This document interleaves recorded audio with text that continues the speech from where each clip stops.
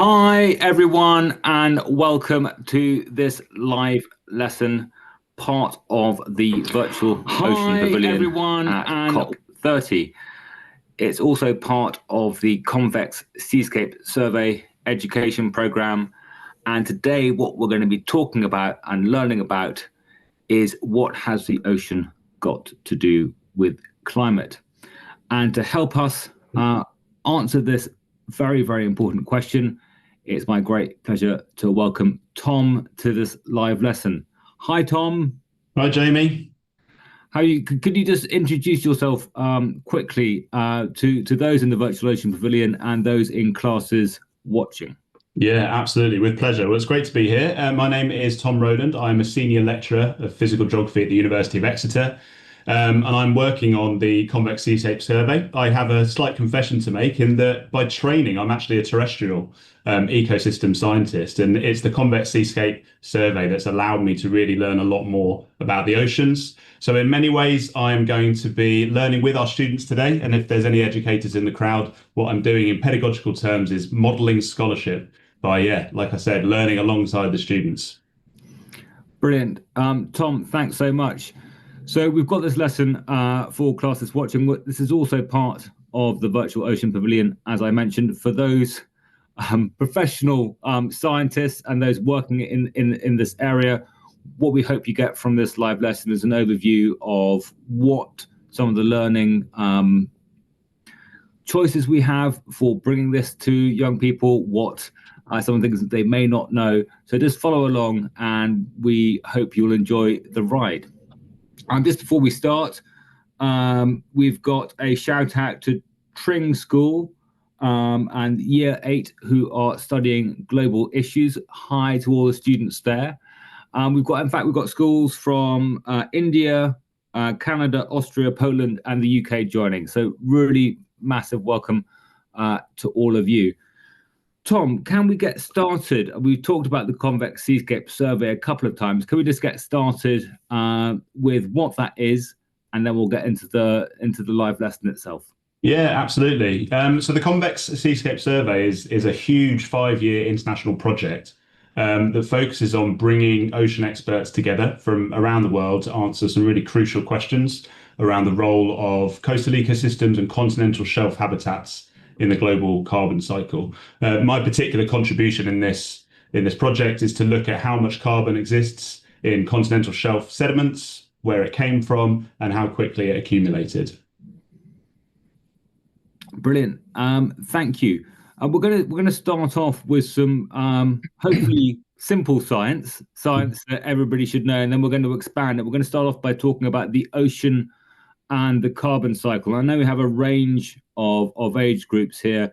It's something that's on most curricula across the world, but very often it's limited to what we can see. Tom, in this first slide, well, these terrestrial processes.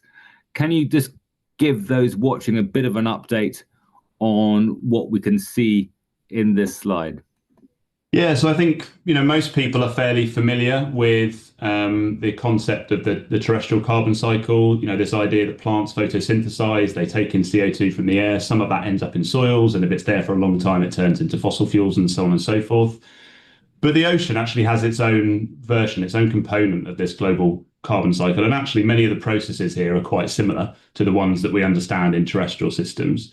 So instead of plants, we have things like phytoplankton. We also have seaweed and seagrass and other marine vegetation, which again also photosynthesize. They take in CO2 from the water. Some of that material makes its way down to the bottom, the seafloor, and is stored. Other elements are then re-released back to the atmosphere. But for all intents and purposes, the actual the processes involved are quite similar to the terrestrial carbon cycle. So if we understand one in basic terms, we have a good chance of understanding the other one too. There are also other processes associated with the marine or the ocean carbon cycle that it would be good to go into a bit more detail on. Okay, so the first obviously is this process of sedimentation, and it's not a million miles away from the process of soil formation on land. Okay, so those phytoplankton or those other forms of marine flora and fauna, so plants and animals, they live in the ocean, they die. Sometimes they're eaten, sometimes they're recycled in terms of their carbon and their nutrients and that sort of stuff. But some of it, the remainder, settles on the seafloor. That carbon that's contained within that living organic material gets locked up in muds and sands, and that's, in basic terms, that process of sedimentation. If conditions are right, that carbon can stay locked up in those sediments for thousands, if not millions of years, which is what makes them such an important part of the global carbon cycle. We also then have circulation to consider. Okay, oceans are huge, they're incredibly complex, and we have two different types of circulation that are interesting to us in this context. So, first off, we have vertical mixing. Okay, so you'll all be really familiar with the concepts of winds and tides and waves and temperature changes that can occur in the world's oceans. And what these processes combine, what these processes do when they come with this idea of the ocean conveyor belt, okay, the thermohaline we sometimes call it, or the bit that affects us in the British Isles is the Gulf Stream, possibly as it's sometimes known. Okay, and this global circulation is responsible for moving water and carbon and nutrients and everything else that exists within water around the world. It moves, in general terms, it moves warm water from the tropics up to the poles where that water sinks, it cools and it sinks and potentially can contribute to bringing carbon down into those deep waters in colder environments, and it can stay there for, again, sometimes thousands of years. Much like the terrestrial system, we also have this process of interaction, if you like, between the ocean and the atmosphere. So on land, we're used to talking about things like photosynthesis and respiration and how that facilitates an exchange between the ocean and the atmosphere. Basically, the same process happens in oceans as well. Okay, so when we have abundant, for example, phytoplankton, so these phytoplankton are small microscopic ocean plants. They can draw out CO2 from the water and therefore from the atmosphere. They can lock that up and help the ocean become a sink of carbon in that context.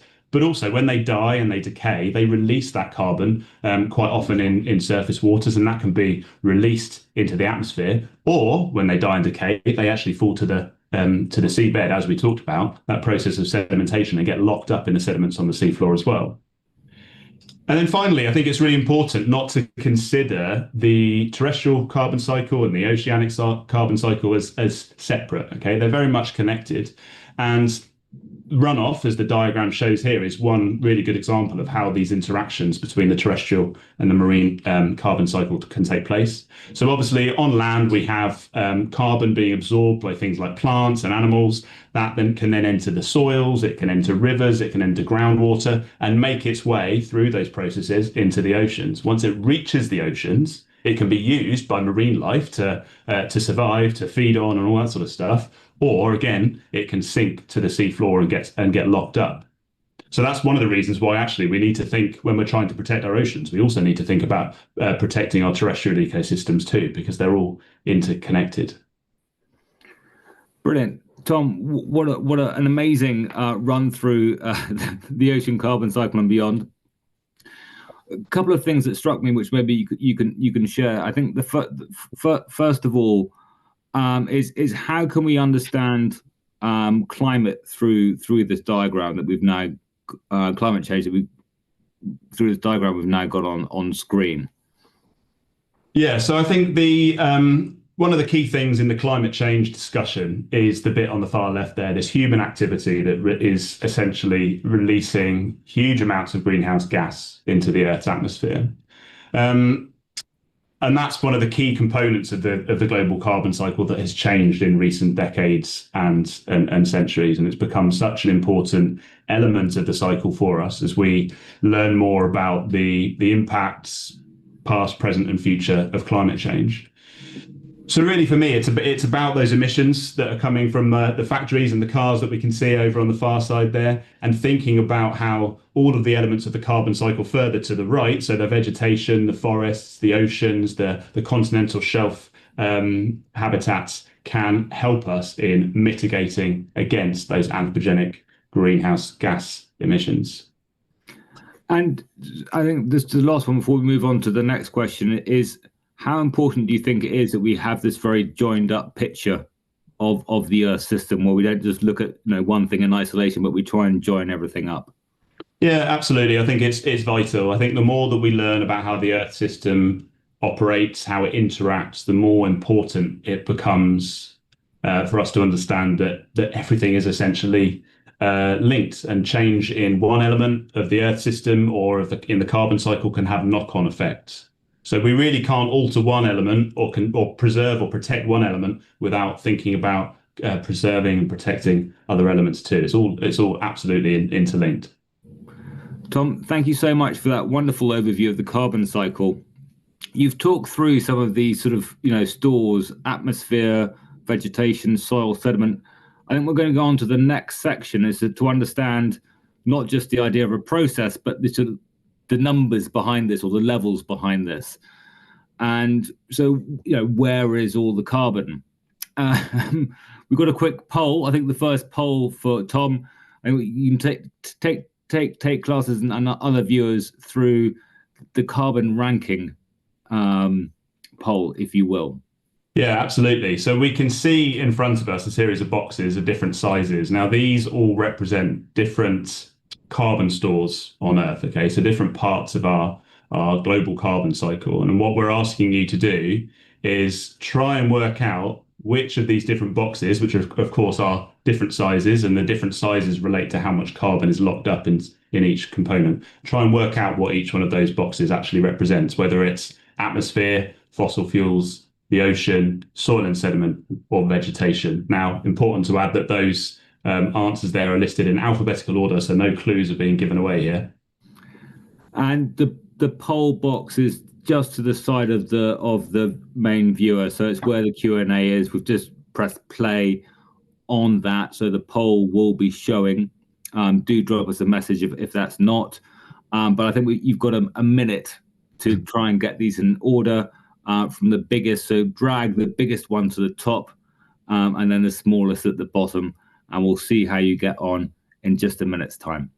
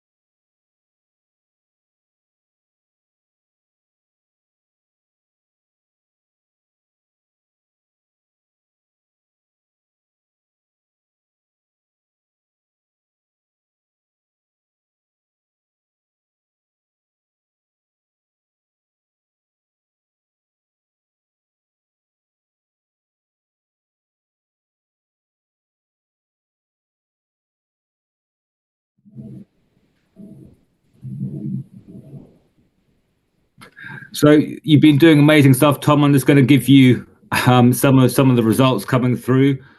We've got ocean coming up top, then atmosphere, then soil and sediment, fossil fuels, and then lastly vegetation. Should we share the answers? Please do.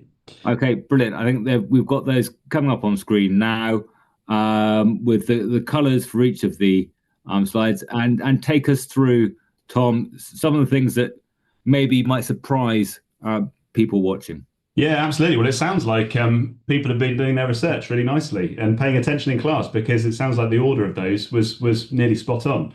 So I think there's a common misconception that it's the world's forests that are the biggest carbon stores on Earth. But as we can see, looking at these answers, the reality is actually that the oceans are by far the biggest carbon stores on Earth. And in oceans, carbon can be stored in the seawater itself, as we know, but it can also be stored at the bottom of the ocean in the sediments that settle on the seabed.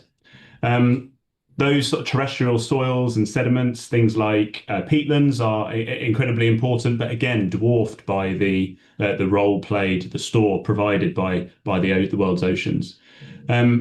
The atmosphere and vegetation are smaller components again, but these are very active parts of the system. That's where all that carbon exchange largely is taking place. But I think one of the really interesting things here is that the real heavyweights, if you like, of the carbon storage world are actually largely not well. They're not particularly visible. They're hidden underwater, or they're hidden underground in the form of oceans and soils and sediments. Okay. And it's just really important, I guess, to take from this that we need to be protecting some of those stores. It's not all about protecting rainforest, as important as that is. We need to actually protect mud. And ironically, it's not particularly glamorous to call for campaigns that save the mud. It's rather easier to get people excited about rainforests. But hopefully, this figure here and the results of this poll that you've all done really highlight the importance of mud as well. And just to give a sense of how those stores have changed over time, and we've got some figures from a pre-industrial level to sort of I think the last sort of five to 10 years in terms of the science used for these estimates.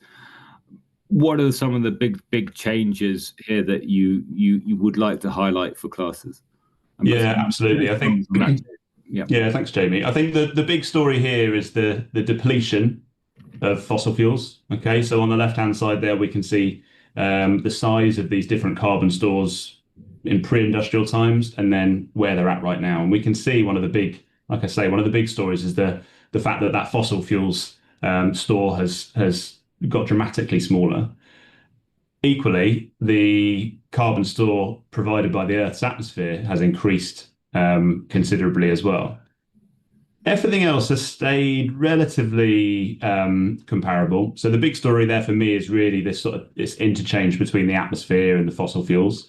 It's worth noting that the ocean numbers have increased slightly there, and that's because the oceans are taking up some of this, in inverted commas, extra carbon that's being released by human activity. So I think the last estimate suggested that the oceans take up about 30% of CO2 from human activity, greenhouse gas emissions. Vegetation, you'll notice, has fallen slightly, most likely linked to obviously to deforestation and forest clearance and that sort of stuff. But yeah, the big changes really are happening on land and in the atmosphere, and the oceans are, continuing to quietly do their thing and soaking up as much carbon as they are able to. So, what we haven't quite touched on is, we're going into this next section here. Is that we've looked at the processes, we've looked at the sizes and the change in the stores, but why does this matter? And this next section, why does this matter for the ocean? How is warming, and we haven't included in here the mechanism by which excess carbon dioxide and other gases in the atmosphere are driving increases in global temperatures. I think for this lesson we'll take that as read rather than get into it. But this next section sort of looks at the impact on the ocean, and there's some quite surprising sort of facts that are sort of around this. Yeah, absolutely. So I think for many of us, when we think of climate change, our minds automatically turn to the atmosphere. Okay, and we think about increasing temperatures. We think about the changes in weather patterns and in rainfall, precipitation, and storminess, and all of the things that are affected by that, like flash flooding and wildfire and droughts and so on and so forth. And too often, probably, we're guilty of not considering how climate change and particularly global warming is affecting the ocean and the life that it contains. Now, the reality is that 90% of the heat associated with global warming has actually been absorbed by the world's oceans. And to think about how we can equate these numbers and imagine these numbers, it's the equivalent to something like 5 atomic bombs worth of energy being absorbed by the ocean every second for the last 25 years. It's a phenomenal amount of energy and a phenomenal amount of heat that has been taken up by the world's oceans. We've also seen an increase in the frequency and intensity of what we call marine heat waves, which are exactly the same as terrestrial heat waves, short bursts of heat that can obviously affect vulnerable marine life as well. So ultimately, the oceans are doing quite a lot to protect the land from heat already, but it does obviously come at a cost. So there are a series of well-documented impacts that climate change is having on the world's oceans, and we'll just run through each of them quite quickly, if that's all right, Jamie. Yeah.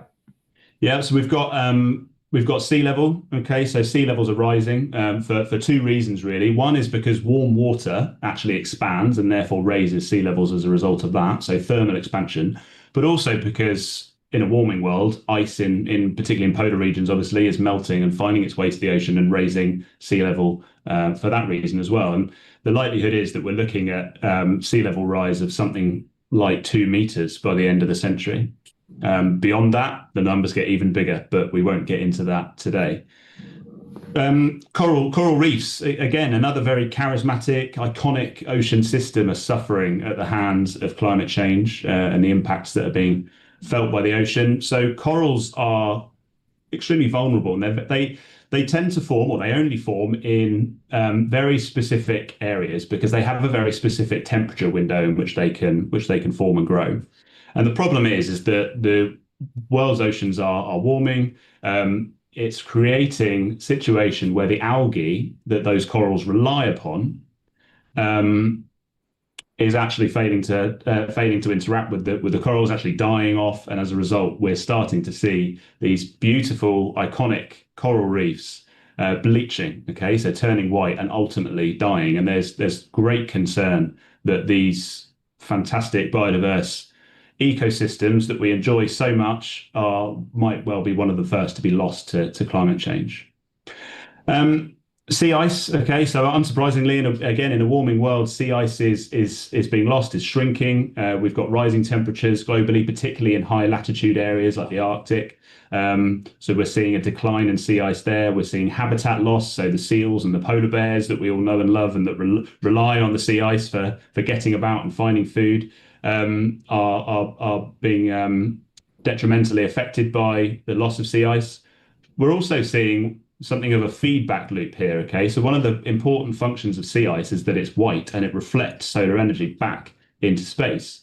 So by losing sea ice, we are making the poles essentially darker. And as you all know, if you've ever stepped outside on a hot day in a black t-shirt, darker things warm up a lot quicker than lighter things. And as a result, the poles are sort of becoming warmer and warmer the more the sea ice is lost. Storms. So obviously, warm water holds more energy and it provides more energy for storm formation. Warm air equally holds more moisture. Okay, so precipitation events are becoming so more catastrophic precipitation events are becoming more frequent and becoming more intense as well. So storminess is increasing. In terms of the biosphere, migration. So fish, again, like coral reefs, they have quite specific ecological tolerances. So they're quite sensitive to things like temperature, for example. So as certain species are experiencing warming waters, they're moving, they're migrating to try and find cooler waters. That affects the ecosystems where they're leaving and where they're arriving, and it also affects the sort of communities that rely on those fish stocks and things like that for their own food and their own sort of economic viability. And last but not least, we've got ocean acidification. Apologise, this slide is a menu of bad news in many ways, but we'll come on to some more hopeful stuff in a second. Ocean acidification. So as more CO2 gets into the world's oceans, it turns the water ever so slightly acidic, and that makes it harder for things like shellfish or corals or certain phytoplankton to actually build their shells, their structures, their skeletons.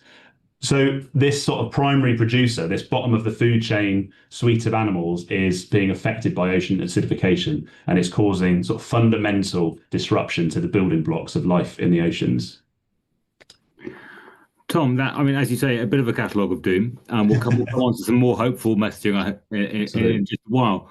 But these are quite, just to know what's happening in the ocean and just to take some time as classes to reflect on that, in groups, talk about it. Your teacher may have some handouts. You can see what that looks like on screen. We can also go back to the previous slide while you're working in classes, so you've got that prompt on screen for a bit.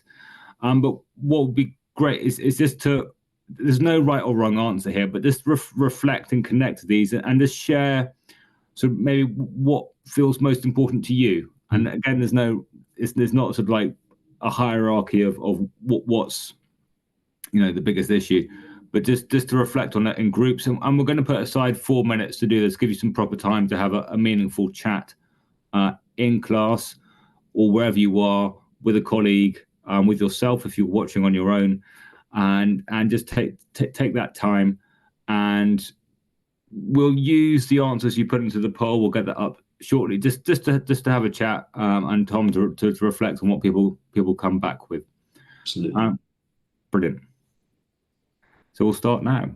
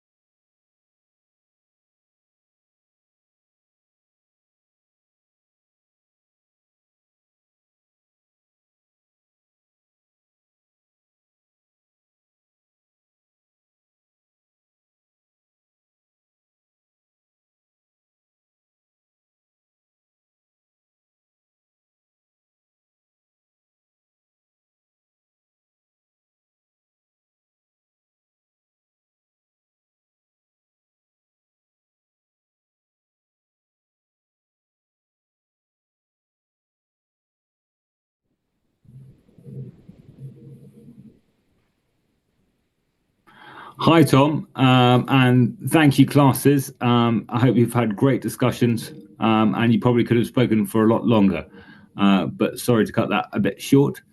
Tom, we've got people coming back fairly uniformly with ocean acidification as the climate impact that feels most important to them, with the other ones not. How does that resonate with you? Yeah, I mean, I think in a funny sort of way, all six of these impacts are important, and they're important in different ways and to different people in different places. I think a lot of ocean scientists would possibly agree that ocean acidification is certainly one of the bigger issues because, as we described before, these discussions, it has the potential to fundamentally alter the building blocks of life in the oceans by affecting how these shellfish, corals, phytoplankton, all of these different sort of components of the ocean system are able to survive. I guess if you lived in a low-lying Pacific island, you might put sea level rise as one of your most important elements here, important to you. Equally, if you lived near the Great Barrier Reef, you might put coral bleaching. And I think the important thing is to state that in reality, all six of these effects are important in different ways. Brilliant, Tom. Now we're moving on from the gloom and doom, and we're looking at how the ocean can help. And I know we've got just a sort of 4 or 5 minutes to work through this section before getting on to the all important sort of Q and A's. I know you've taken time in classes to send those in.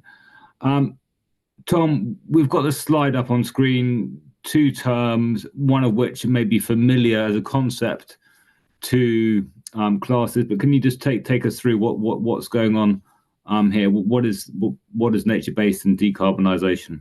Yeah, absolutely. Thanks, Jamie. So I think we'll start with decarbonisation because this is probably the one that most people are the most familiar with, if you like.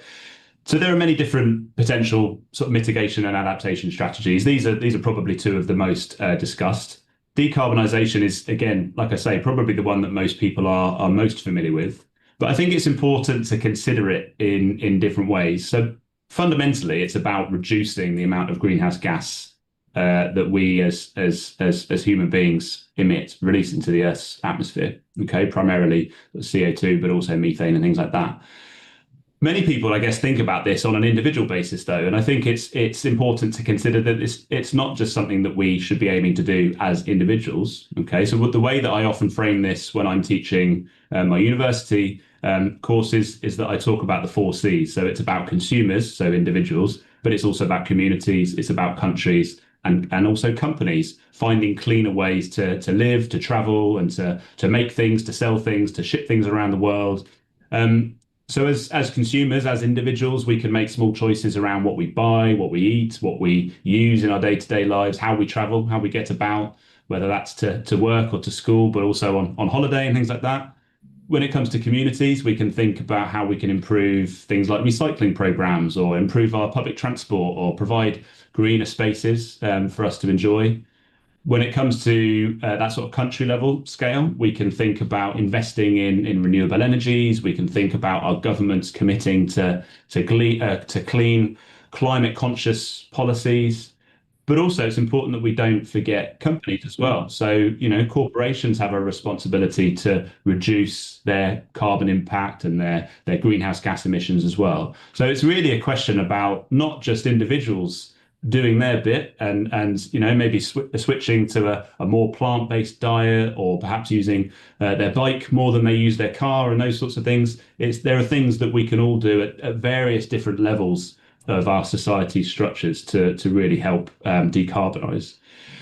Nature-based solutions. So this is much more in sort of my domain. So my background really is in ecology, both of terrestrial and more recently marine ecosystems as well. And one of the things that I've always observed in my studies and my research is that there are a whole host of ecosystems around the world that are absolutely fantastic at absorbing and storing carbon.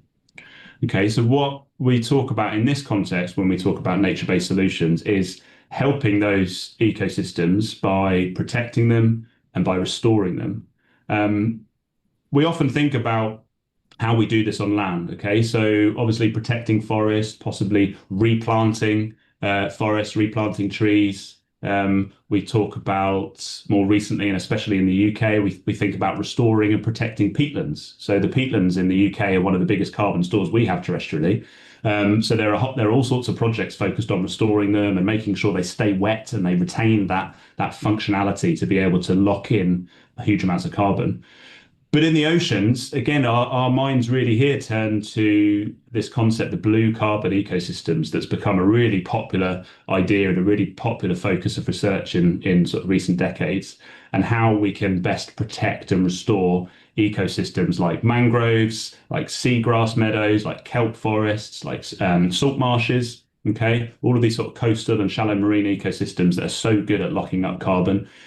But the other thing that we can also do is limit damage to these ecosystems and associated sediments on the continental shelves as well. So thinking about some of those damaging human processes that we undertake so readily, things like bottom trawling that can cause sediment that has been accumulating and locking up carbon for thousands of years. It can cause that sediment to become resuspended and potentially release the valuable carbon that it contains. So essentially, this idea of nature-based solutions to climate change is about helping nature keep doing what nature does best, which in one part, as well as providing biodiversity and other such wonderful things, is about capturing and storing carbon. Brilliant, Tom. Tom, thanks so much. We've got a quick poll here, and just to look at some of the habitats you've talked about, we've got farmland, coral reef, mangroves, and rainforest. And just quickly, 30 seconds in your classes on your own, I want you to choose the habitat that stores the most carbon, and that's by area. So it's not in total, but by area. Which one is most effective?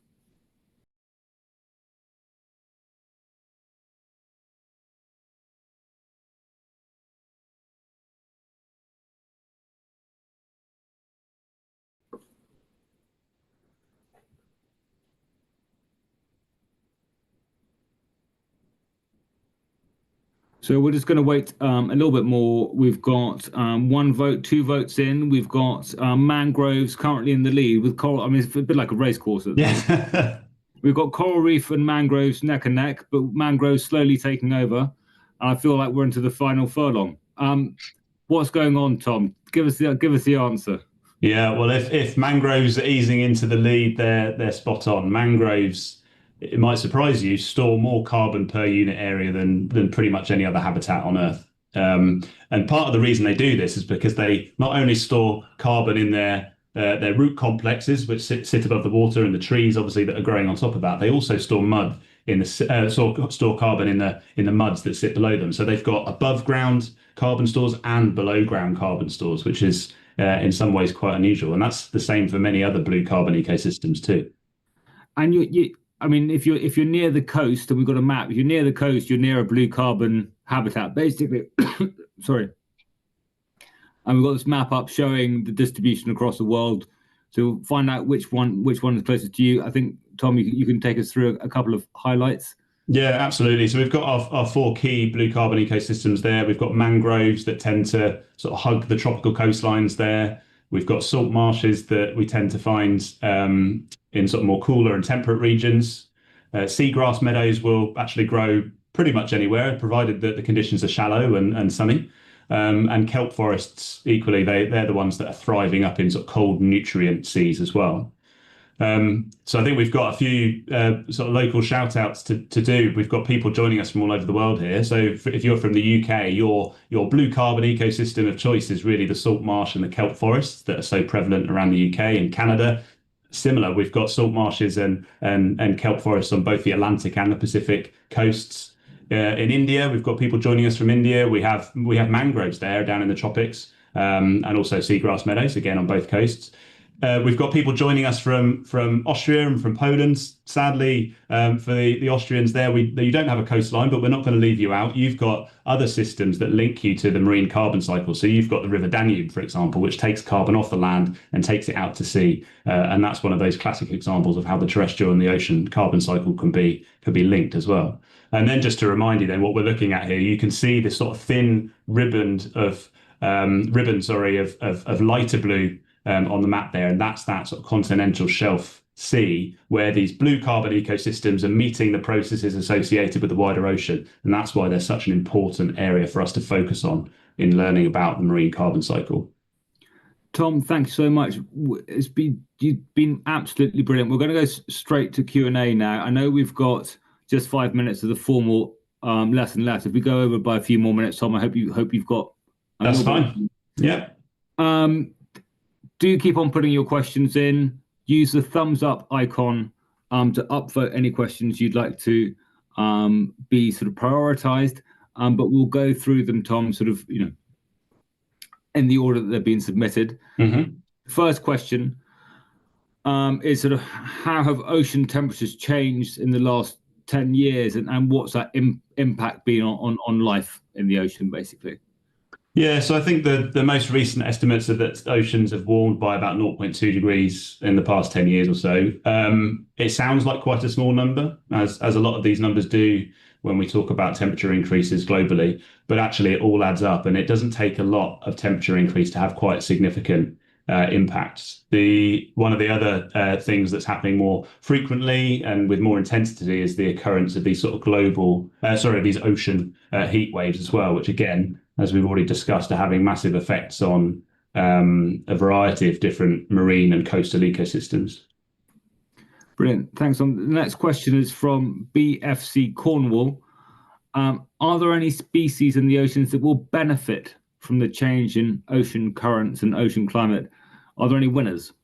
Yeah, it's a really interesting question. We often talk about the animals that are becoming more endangered or going extinct because of climate change, but we often don't think about the species that benefit. And in ocean environments, there are species that will benefit from climate change. Jellyfish, you've probably noticed, are enjoying the slightly warmer waters. We've had huge bursts of jellyfish around the world in various places.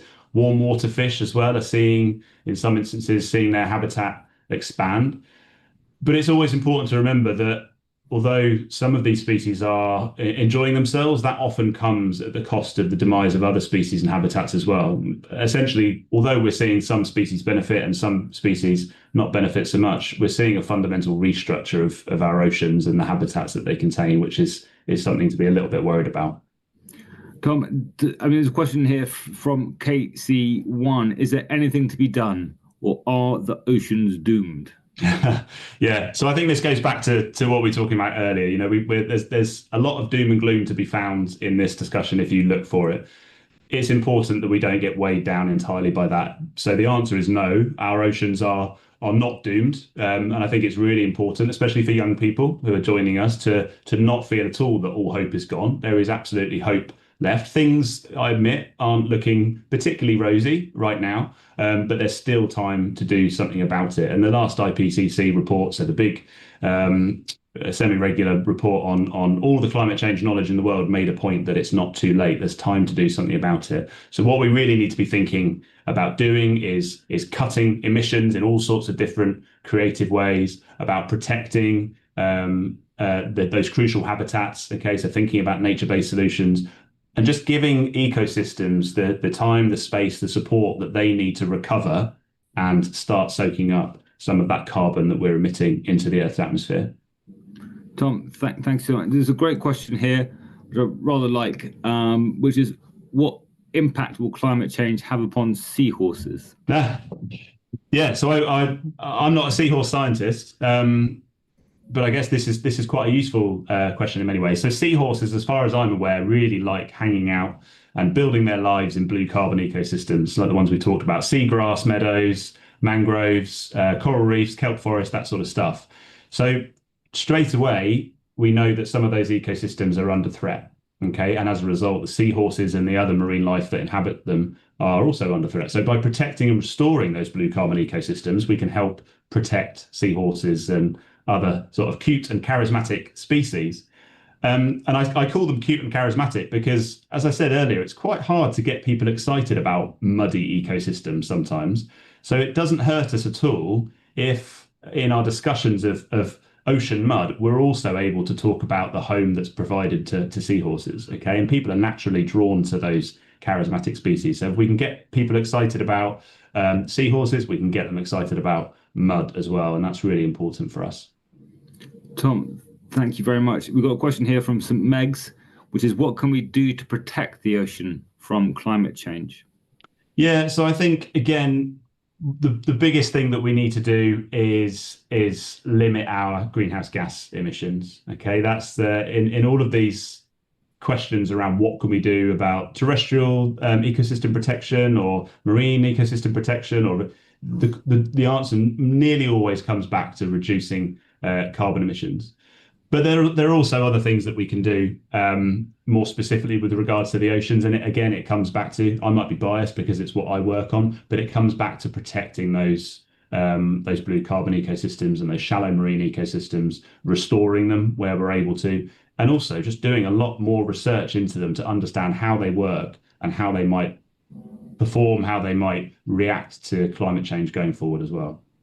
Brilliant. Tom, just quickly, there's just a follow-up question, which is from Riverside in Canada. Is decarbonisation a new word for them, but it essentially refers probably to a lot of things they already know about? Yeah, so decarbonisation, I guess we more commonly might talk about it as reducing your carbon footprint. Okay, and again, that can be done on an individual basis, but it can also be done at various different scales from communities, countries, corporations, as well as sort of individual people as well. Brilliant. From St. Meg's, you've touched on this, which is which animals are at risk due to ocean warming and acidification. Is there anything you'd like to add to that? Yeah, so there are sadly many animals that are becoming endangered or even going extinct because of climate change in the ocean. So globally speaking, so on land and in the ocean as well, rates of extinction are far above where they should be. So it's important to note that extinction is actually a natural part of life on Earth. It's not something that shouldn't happen. It absolutely should happen, but it shouldn't be happening at the rate that it currently is, and it's no different in the oceans. I think researchers now suggest that perhaps as many as 1 in 10 marine species are at risk. So that amounts to thousands of different species. So again, some of those are a big charismatic species like the sea turtle in your background there, Jamie, but penguins and Atlantic salmon and Pacific salmon, as well as sort of key habitats as well, like whole habitats like coral reefs are becoming increasingly at risk. And I think all of this is scary and upsetting, but I think what it should do is provide us with motivation and impetus to conserve our oceans and also keep them clean as well, because microplastic and macroplastic doesn't help matters either. I think we've got time for three more questions. So do upvote as well. From St. Meg's, are there any natural causes for the world's temperature rising? So certainly we've looked at the carbon cycle sort of changing and more going into the atmosphere from fossil fuels, but are there natural cycles driving it as well? Yeah, absolutely. So my training actually is in the study of past climate change over timescales of thousands to millions of years originally. That's what I did my master's and my PhD in. And yeah, on sort of large scale terms and over long timescales, the Earth's climate has varied in the past, and that's often been linked to changes in Earth's orbit, which dictate how close we are to the sun, basically. And that's caused us to go through this sort of fluctuation between ice ages and warm periods in between. But on shorter timescales, yeah, there are natural forms of climate variability that are linked to sunspot cycles and volcanic eruptions, periods of increased volcanic eruptions and things like that. Yes, they have an effect. They always have. Climate on this planet has never been static over any timescale. But what is concerning now is the rate and the magnitude of the changes that we're seeing. Okay, and that is without question, unequivocally, we now are able to say unprecedented, and that can only be attributed to human activity. Thank you, Tom.